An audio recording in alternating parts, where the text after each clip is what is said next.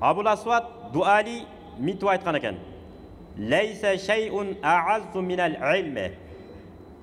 Илимден өткен қадырлы нәрсе болбойды деп. Мысалы, жоқ дегенде 5 тілде сөйлеген жаштарымыз көбейсе Құдайдың берген екен да. Мысалы, өзін әлбетте бірінші ене тіліміз. Ене тілді дағы рахмат чоң деп сөйлегендерде көбейіп отпайды, байқап отырсыздар ма? Жазаттағы рахмат чоң деп қойды. Чоң рахмат, сынау тоғыз бірінші айтылады дейсің да. Ана не ұмытып қалыптымдана қайра ондай. Мына ошол сияқты жөнөкөй айтып отырмыз. Ошо өзүнүн эне тилди мыкты өздөштүрүш керек. Андан кийин мисалы орус тили бар, англис тили бар, араб тили бар өзүнүн.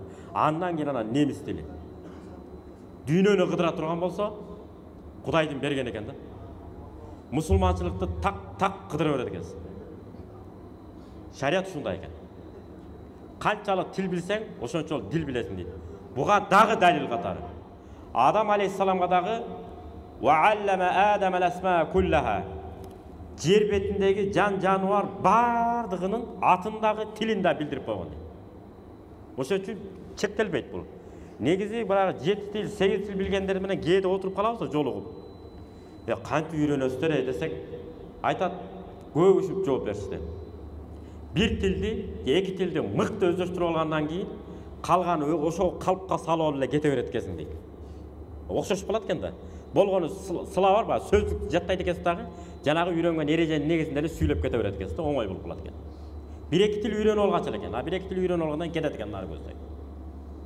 Ошондуктан тилди да үйрөнөлү, бирок илим, тил, тиги бунун баарынан биринчи адеп. Биринчи адеп. Жана дагы адеп. Адебибиз болмоюнча биз эч качан ибадаттын дагы, адамгерчиликтин дагы туу чокусуна жетпейт экенбиз. Мүмкүн эмес экен. Шариятты бул жака эле коюңуз. Спорт өнөрлөрүндө да жана тетиги Кытайларда өнүккөн жана монахтар бар го, эмне деп коет? Шаолин Маолиндер. Карабайсызбы? Тренердин алдында эчтеке дебейт. Машыктыруучусунун алдында. Мынантип турат, мастердин алдында. Лыпыйып турат. Эмне үчүн ал өнөр үйрөтүп атпайбы? Шарият ушул экен. Ошон үчүн Али радиаллаху айтканда, кимде ким мага бир тамга үйрөтсө, кааласа мени кул кылып апарып базарга сатып берсин, кааласа мени кул катары иштесин. Бул деген сөз ушинтип кул кылып ал деген сөз эмес. Мен сыйлайм деген мааниде.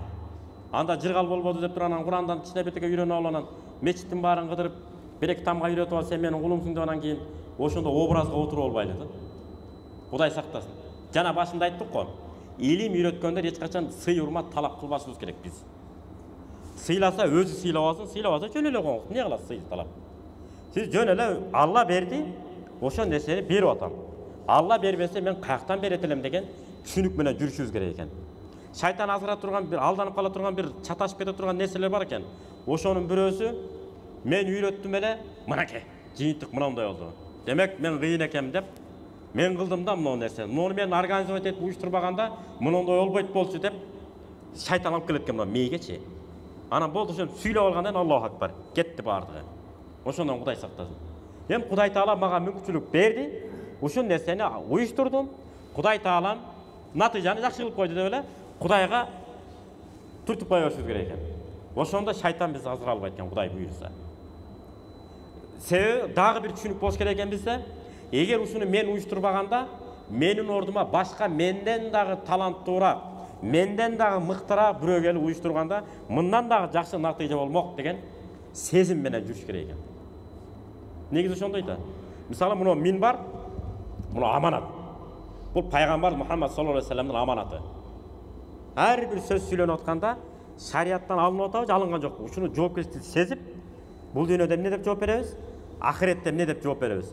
Сөз түрдө ойлонуп анан жооп беребиз, сүйлөйбүз. Себеби эртеңки күнү бул аманат минбар үчүн кыяматта сөз жооп берет экенбиз. Ошого мен ойлонушум керек экен. Мен эгерде эмнеде сүйлөбөсөм, менин ордума да бир жакшыраак элге жеткирген бир молдоке сүйлөйт эле деген сезим менен жүрүшүм керек экен. Антпесем шайтан, сен жакшы сүйлөп атасың, мынтип атасың деп шайтан эмне кылат экен? Азгырат экен. Ошондон Кудай сактасын. Кимибиз кайсы илимден, кайсы кесиптин ээси болбойлу, Кудай Таала мага мүмкүнчүлүк берип атат, ошон үчүн ушуну аткарып атам. Кудай Таалам бербесе, мен бул нерсени аткара албайт элем деген сезимге жүрсөк, Кудайдын берген экен. Себеби илимден өткөн кадыр бартуу нерсе жок деген сөзүнүн себеби жана Абул Асвад айттык го, жана казы болгон, кийин Иракта башчы болгон деп. Ал-мулуку хуккамун алан нас. Падышалар элдин үстүнөн башчы дептир. Ал эми улама, алымдар дептир. Ал кандай алым? Бул дүйнөнүн илимдерин жана ахиреттин илимин жуурулушуда билген, илими терең. Дүнияви деп коткон муну дүйнөнүн илимин дагы, ахиреттин илимин дагы экөөнү кошуп алып койгон алымдар падышаларга жол көрсөтүүчү дептир. Анткени мындай кылса кандай болот, мындай кылса кандай болот деп Осман халифатынын 7,5 кылым доор сүрүшүнө себеп болгон бирден бир себеби кайсы экен? Илимдүү алымдарды колго алган. Саясаты болобу, бул дүйнөлүк илими болобу, география, химия, математика жана башка илимдердин баары мыкты өздөштүргөн. Жана да хан сарайына чакырбаптыр. Элге көрүнбөй, акырын барып, жана алымдан кеп кеңешин алып алып, кайра акырын секин кетип калган. Дагы ошону жашоого эмне кылган, пайдаланышкан. Кээ бир халифтер эмне болгон?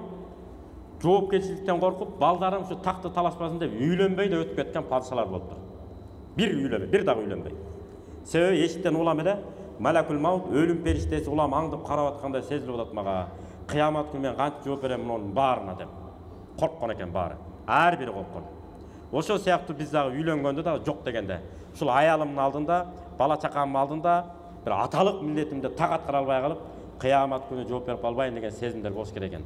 Ал эми кыздарыбыз болсо, ушул күйөөмдүн алдында милдеттеримди, бала чакага бере турган сарамжалдуу таалим тарбиямды бере албай калып, кыямат күнү жооп берип калбайын деген сезимде болуш керек экен. Амин. Жараткан жакшылыктарды кабыл этип, Алла Таала эки дүйнө жүзүбүздү жарык кылып, ар бир сөзүбүздө, амалыбызда илим алуучулар, илимдин негизинде жана илимдүүлөрдү жолун жолдой турган инсандардан болуубузду Кудай Таалам баарыбызга насип кылган болсун. Ва саллаллаху таала Мухаммад ва аля алихи ажмаин. Бирахматик. Аллах. Ассаламу алейкум ва рахматуллахи.